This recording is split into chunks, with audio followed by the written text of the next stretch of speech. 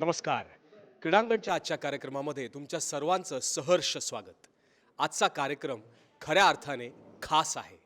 कारण जर तुम्ही बघितलं तर क्रिकेट तर आहेच आपल्या देशामध्ये, पण आणखीन एक खेळ जो खऱ्या अर्थाने नाव कमवतोय तो आहे चेस, म्हणजेच बुद्धिबळ.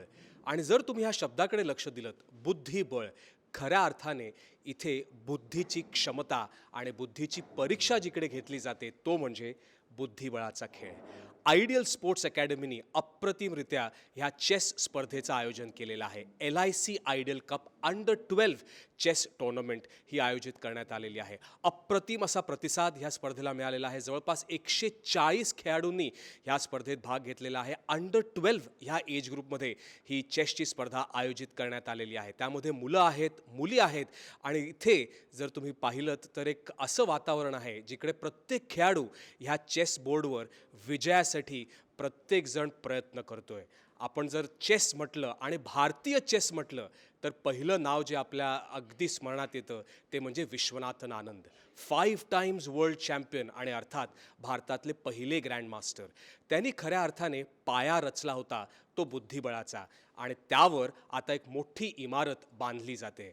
त्यामध्ये D गुकेश आहे, R प्रज्ञानंदा आहे, विदित गुजराती आहेत आणि हे जे जे अनेक खेळाडू तुम्हाला मागे दिसत आहेत अंडर 12च्या एज ग्रुपमध्ये आहेत ते उद्या जाऊन ग्रँड मास्टर होतील, वर्ल्ड चॅम्पियन होतील, अशीच आपण त्यांना शुभेच्छा देऊया. आणि ह्या आयडियल कप चेस स्पर्धेविषयी आणखीन आपण जाणून घेऊया ते ह्या स्पर्धेच्या आयोजकांकडनं. तर आयडियल स्पोर्ट्स अकॅडमीनी आयडियल कप चेस स्पर्धेचं आयोजन केलेलं आहे आणि आपल्याबरोबर आहेत आयडियल स्पोर्ट्स अकॅडमीचे कार्याध्यक्ष श्री गोविंदराव मोहिते. त्यांच्याबरोबर आपण एक संवाद साधूया. सर नमस्कार. आयडियल स्पोर्ट्स अकॅडमीचे कार्याध्यक्ष म्हणून तुमची एक खूप महत्त्वाची भूमिका असते. ह्या स्पर्धेच्या आयोजनामध्ये कशी तयारी असते, काय काय प्लॅनिंग होतं एक स्पर्धा आयोजन करण्यामध्ये?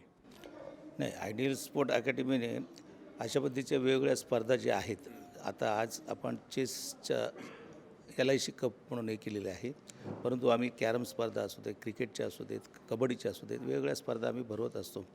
आयडियल स्पोर्ट अकॅडमी ही अशी मुंबईमध्ये एक संस्था आहे की ज्याचे चेअरमन जे आहेत ते छत्रपती अवॉर्ड पुरस्कर्ते आहेत आणि छत्रपती अवॉर्ड पुरस्कार घेतलेल्या सगळ्या खेळाडूंनी आपल्या नवीन पिढीला काय ना काहीतरी योगदान दिलं पाहिजे. त्या दृष्टीने त्यांनी आपलं याच्यामध्ये सर्वस्व दिलेलं आहे. हे शाळेतली मुलं जी आहेत या मुलांमध्ये खेळाबद्दलचं जे एक आस्था आपुलकी जी असते ती वाढली पाहिजे आणि विशेषतः खेळाचा सराव जो आहे किंवा आता खेळाचे जे नियम आहेत त्या या मुलांना आतापासून जर माहीत आले तर त्यांचा कॉन्फिडन्स वाढत असतो आणि तो कॉन्फिडन्स वाढवण्याचं काम जे आहे ते आयडियल स्पोर्ट अकॅडमी वेगवेगळ्या स्पर्धांमध्ये करत असतो. सर तुम्ही स्वतः एक क्रीडापटू आहात, मग ते कबड्डी असेल, आता अर्थात चेस असेल किंवा दहीहंडीचा खेळ तुम्ही 7 समुद्र पार नेलात. एक वरिष्ठ असे क्रीडाशी संलग्न असलेल्या व्यक्ती म्हणून तुम्ही एक मार्गदर्शन किंवा एक सल्ला ह्या युवा पिढीला काय द्याल? नाही, एकच आहे की आता वेगवेगळ्या खेळामध्ये खूप म्हणजे अगदी खेडोपाड्यामध्ये सुद्धा मुलं चांगल्या वेगवेगळ्या खेळामध्ये भाग घेतात आणि आपलं नाव कमवत असतात.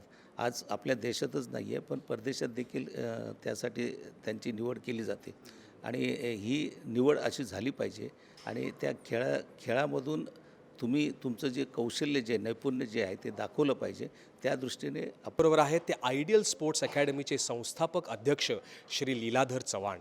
लीलाधर चव्हाण हे श्री शिवछत्रपती पुरस्कार विजेते देखील आहेत. त्यांच्याबरोबर आपण एक संवाद साधूया आणि जाणून घेऊया ह्या स्पर्धेमागच्या विषयीची एक कल्पना. सर जेव्हा तुम्ही ही स्पर्धा आयोजित करण्याचा विचार केलात, ही LIC आयडियल कप, काय विचार होता? का तुम्हाला असं वाटलं की चेससाठी एक स्पर्धा आयोजित करावी? शालेय खेळाडू ह्या मोठ्या स्पर्धांमध्ये उतरत नसतात आणि त्या शालेय खेळाडूंना प्रिपेअर करण्यासाठी आणि त्यांना तयार करण्यासाठी आम्ही सर्व शाळांमध्ये गेल्या 5 वर्षापासून शालेय मुवमेंट आम्ही सुरू केलेली आहे आणि या शालेय मुवमेंटमध्ये आम्ही खेळाडूंना मोफत प्रशिक्षण पण देतो आहे आणि मोफत त्यांची स्पर्धा घेतो आहे. त्यांना स्पर्धात्मक खेळ खेळून त्यांनी मुंबई शहर जिल्हा बुद्धिबळ संघटनेच्या ज्या विविध स्पर्धा आहेत त्या उच्च स्तरावर स्पर्धा असतात ते खेळाडूंना फार मोठं प्रशिक्षण त्या खेळाडूंना त्यांच्या पालकवर्ग देत असतात. पण आपल्या मिडल क्लास किंवा गरीब मुलांना हा बेनिफिट कुठे मिळत नसतो. त्यामुळे ते जास्तीत जास्त खेळाकडे, ह्या बुद्धिबळाकडे ते आकृष्ट होत नाहीत, पण ते कबड्डी, कॅरम, क्रिकेट ह्या खेळाकडे वळतात, कारण तिथे एवढा जास्त खर्चिकपणा नाही आहे. हा जरी दिसला तरी ती खेळाडू जास्तीत जास्त कसे तयार होतील यासाठी आम्ही फिडे इन्स्ट्रक्टर म्हणजे जे राष्ट्रीय दर्जाचे आणि चांगले प्रशिक्षक आहेत, खेळाडूंना प्रोत्साहन देतात, अशा प्रशिक्षकांकडून त्यांना आम्ही प्रशिक्षण देण्याचं कामकाज आम्ही गेली 5 वर्षे करत होतो आणि त्याचा खरोखरच चांगला रिझल्ट आम्हाला दिसत आहे. अनेक खेळाडू आता या स्पर्धात्मक खेळाकडे वळत आहेत, कारण त्यांनाही वाटतं की आपणही बुद्धिबळ खेळात आपण नाव करावं. आणि बालक दिनाचं औचित्य साधण्यासाठी आम्ही गेल्या वर्षी आम्ही कबड्डी स्पर्धा घेतली होती. ती सुपर लीग कबड्डी स्पर्धा घेतली होती शालेय संघांची, आणि त्यानंतर आम्ही यावर्षी बुद्धिबळ स्पर्धा घेत आहोत, कारण यावेळी जरा दिवाळीत हा बालक दिन आल्यामुळे अनेक खेळाडूंच्या अडचणी निर्माण झाल्या. काही खेळाडू शाळांना सुट्टी पडल्यामुळे बाहेरगावी जात असतात आणि त्यांना एन्जॉय करायचं असतं, आणि त्यांच्या पॅरेंट्स वर्ग जर त्यांच्यासोबत आले नाहीत तर त्यांना फार मोठं, आणि त्यामुळे पालक वर्गाचं फार मोठं योगदान या स्पर्धेसाठी आहे आणि ती त्यांच्या मुलांना क्रीडा प्रोत्साहन देत आहेत. ही एक चांगली गोष्ट आहे. आणि गरीब वर्गातली पण मुलांना आता त्यांचे पालक वर्ग खेळाकडे आणण्यासाठी आणि स्पर्धांमध्ये खेळण्यासाठी ते त्यांना प्रोत्साहन देतं, ही चांगली गोष्ट आहे. सर, आत्ता तुम्ही जेव्हा सांगितलं तर ह्या स्पर्धेविषयी, तर ह्या स्पर्धेला कसा प्रतिसाद मिळालेला आहे, स्पर्धक कोण कोण आहेत, कसे स्पर्धक आहेत, फिडे गुणांकन आहे, त्याबद्दल आम्हाला थोडं सांगाल? गेली 15 दिवस म्हणजे मुंबई शहर जिल्हा बुद्धिबळ संघटनेचे जे पदाधिकारी आहेत ते सर्व मंडळी या स्पर्धेत जास्तीत जास्त खेळाडूंनी खेळावं यासाठी ते प्रयत्नशील होते, आणि त्यांच्यामुळे या स्पर्धेला चांगला प्रतिसाद मिळत आहे. मुंबई शहर जिल्हा बुद्धिबळ संघटनेच्या मार्फत ज्या खेळाडूंनी त्यांनी जवळजवळ मला वाटते 15 दिवस व्हॉट्सॲपद्वारे किंवा खेळाडूंना पर्सनली सांगून त्यांना या स्पर्धेतील जास्तीत जास्त राज्य अजिंक्यपद किंवा जिल्हा अजिंक्यपद निवड झालेल्या खेळाडूंनी जास्तीत पार्टिसिपेट व्हावं यासाठी त्यांनी प्रयत्न केलेले आहेत. आणि यामध्ये राष्ट्रीय दर्जाचे खेळाडू देखील आणि राज्य दर्जाचे खेळाडू पार्टिसिपेट झालेले आहेत. खेळाडूंनी खरं म्हटलं तर 41 मुलांनी एनरोल केलं होतं, परंतु आज दिवाळीचा पाडव्याचा दिवस असल्यामुळे थोडे काही मुलं उपस्थित राहिलेली नाही आहेत, परंतु तरी आता जी काही खेळाडू पार्टिसिपेट झालेले ते अतिशय चांगल्या प्रकारे प्रतिस्पर्ध्यांचे खेळून चांगले डावपेच रचत आहेत आणि अतिशय चांगला खेळ खेळत आहेत. सर, तुम्ही विविध ज्या भूमिका आहेत त्या बजावलेल्या आहेत. एक पत्रकार असेल, एक संघटक असेल, अर्थात तुम्ही श्री शिवछत्रपती पुरस्कार विजेते देखील आहात. हा अंडर 12चा एज ग्रुप आहे, मुलं आहेत, मुली आहेत, तुम्ही एक वरिष्ठ एक पत्रकार आहात आणि इतके खेळ तुम्ही पाहिलेले आहात. हे जी लहान मुलं मुली आहेत हे जेव्हा बुद्धिबळ खेळत आहेत तेव्हा तुम्हाला कसं वाटतं सर? अतिशय आनंद होतो, कारण ह्या मुलांना त्यांचं पालकवर्ग फार मोठं प्रोत्साहन देत आहे. ही चांगली बाब आहे, कारण मुलांना जर इथपर्यंत आणलंच नाही तर त्यांना स्पर्धात्मक खेळ खेळता येणार नाही. कारण आपण खेळ खेळताना 64 किंवा एका जागेतच कोणीतरी खेळाडू येऊ शकतात, परंतु ते खेळाडूंना जर पालकवर्गाने जर तिथपर्यंत पोचवलं नाही तर, आणि त्यामुळे खेळाडू पण अतिशय चांगले खेळ खेळत असतात. खरोखर काही मुलं पहिल्या फेरीत किंवा दुसऱ्या वेळी हरली तर रडतात. त्यांना आम्ही मग सांगतो की सांत्वन करतो त्यांचं आम्ही की असं रडायचं नाही, तुम्हाला आणखीन एक राऊंड आहे, पुढच्या राऊंडमध्ये खेळा. आणि बुद्धिबळामध्ये एक साखळी स्पर्धा होत असल्यामुळे त्यांना अधिक संधी मिळते आणि ते मग त्यांचा हिरमोड झालेला असतो तो नाहीसा करतात आणि पुन्हा चांगल्या जोमाने खेळतात आणि खिलाडी वृत्ती ते ह्या आत्मसात करत असतात. त्यामुळे त्यांचा भावी जीवनात फार मोठा फायदा होणार आहे. तर किती छान ना आपल्याला सांगितलं ते आयडियल स्पोर्ट्स अकॅडमीचे संस्थापक अध्यक्ष लीलाधर चव्हाण यांनी की इथे ह्या खेळामुळे एक खेळाडू वृत्ती निर्माण होते आणि पालकांचं खूप मोठं योगदान आहे की ते त्यांच्या मुलांना इथे घेऊन येतात, चेस ते खेळत आहेत आणि पुढच्या आयुष्यात त्यांना ह्या खेळाचा, या अनुभवाचा नक्की फायदा होईल असं ते आपल्याला सांगतायत.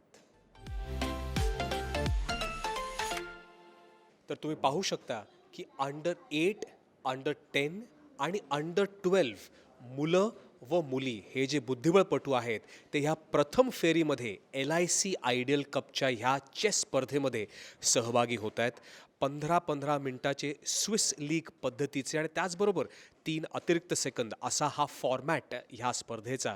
आणि तुम्ही पाहू शकता की हे सगळे जे स्पर्धक आहेत ते गुंतलेले आहेत, एकाग्र होऊन सामना जिंकण्याचा प्रयत्न करतायत. प्रतिस्पर्धी जो आहे त्याला नमवण्याचा प्रयत्न आहे आणि तुम्ही बघू शकता की हे सगळे जे मुलं आणि मुली आहेत ते किती एकाग्र होऊन ह्या बोर्डवर लक्ष केंद्रित करतायत आणि आपला जो प्यादा आहे त्यांनी समोरच्या प्यादाला मारावं आणि आपण हा सामना जिंकावा, हाच ह्या सर्व स्पर्धकांचा प्रयत्न अगदी प्रकर्षाने आपल्याला बरोबर आहेत Rajababu Gajengi, Mumbai city district chess असोसिएशनचे सेक्रेटरी ते आहेत.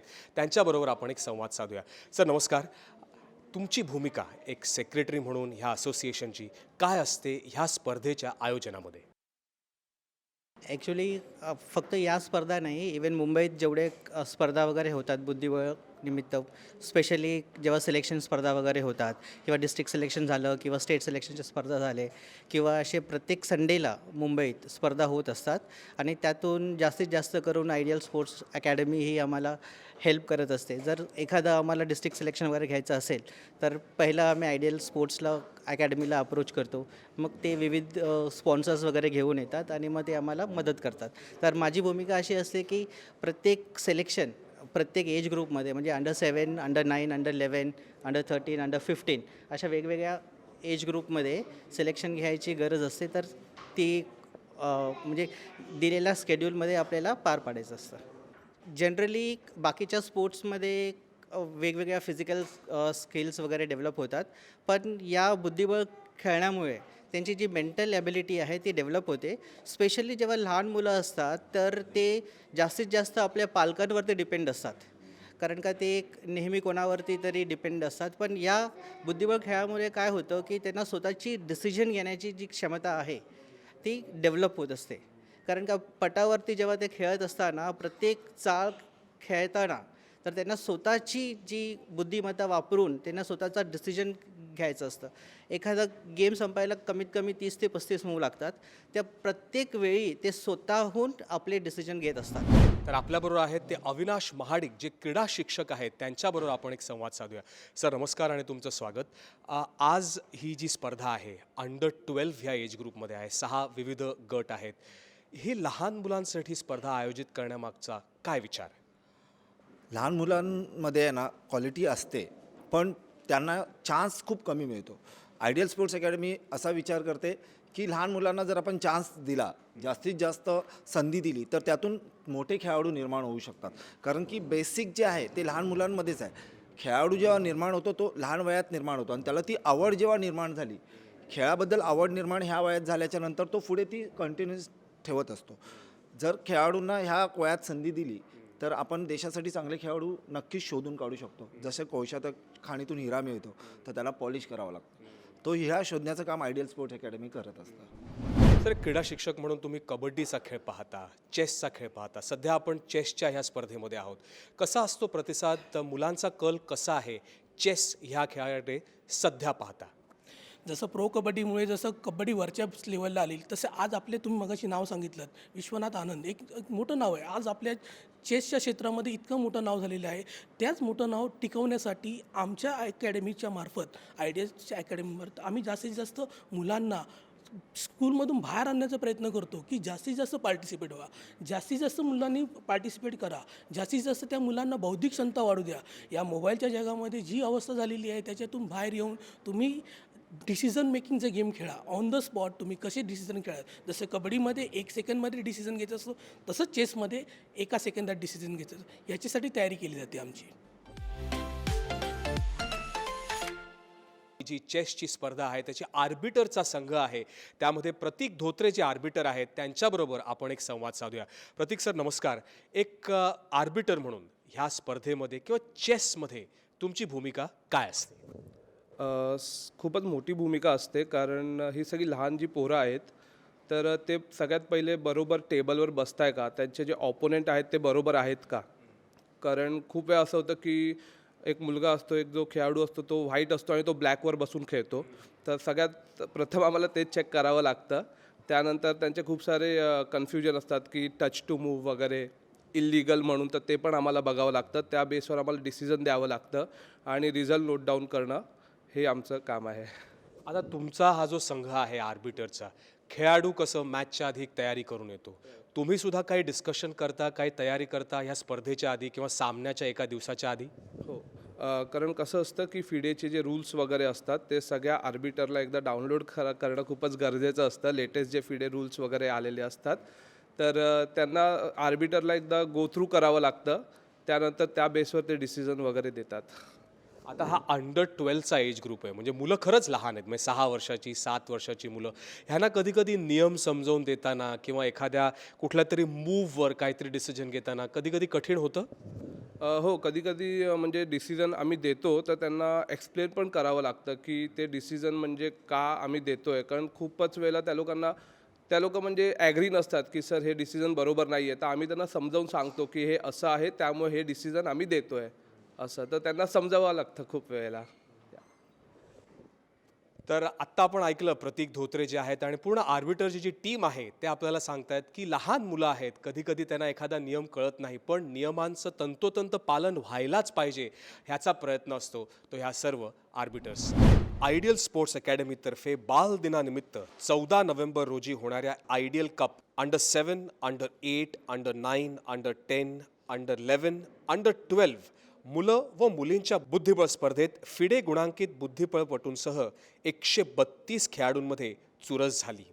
ही स्पर्धा परळ येथील RMMS वातानुकूलित सभागृहात झाली आणि आयडियल ग्रुप, RMMS व मुंबई शहर जिल्हा बुद्धिबळ संघटना सहकार्यात स्पर्धेतील विजेत्या व उपविजेत्यांना एकूण 120 पुरस्कार दिले गेले.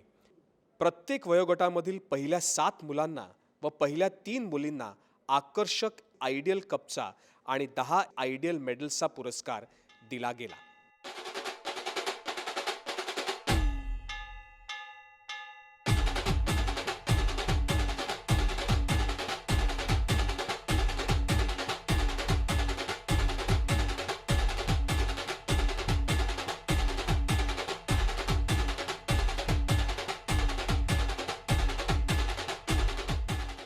आयडियल स्पोर्ट्स अकॅडमीच्या महिला क्रीडा विभाग प्रमुख गौरी चव्हाण यांनी पारितोषिक वितरण समारंभाचे सूत्रसंचालन केले.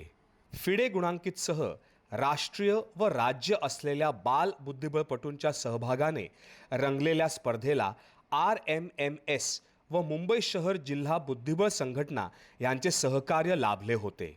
माजी क्रीडापटू व राष्ट्रीय मिल मजदूर संघाचे सरचिटणीस गोविंदराव मोहिते, बुद्धिबळ संघटनेचे सेक्रेटरी राजाबाबू गजेंगी, मनोहर गोराठे, संजय पेडणेकर, चंद्रकांत करंगुटकर, शिवछत्रपती पुरस्कार विजेते लीलाधर चव्हाण आदी मंडळींच्या उपस्थितीत पारितोषिक वितरण समारंभ पार पडला. I was very happy to participate in this tournament. I am happy to become a chess champion of under 7 category. I will make India proud. Thank you. So, the experience of becoming an under 11 champion is amazing. This is the best gift of the Children's Day in my whole life. I enjoyed playing with all my opponents in every single round, and I'm very happy to be an under 11 champion. I love to play chess. I have won many tournaments. I have won MSSA Mumbai School Sports Association under 8 in the year of 2022. I have won the 3rd prize, and this year 2023 I have won MSSA first prize. I have also won Maharashtra State under 7 Chess Championship state selection first prize. I have got the FIDE rating of 1155. I have won first prize in my category in both the FIDE rated tournaments I have played. Because of chess, my calculations have become way faster, so already helps me in maths, and my reasoning has become very good. My mother and father support me a lot for every tournament they take me, whichever is possible. Till now, they have never hesitated me or scolded me after any loss, so it has always been a strong support.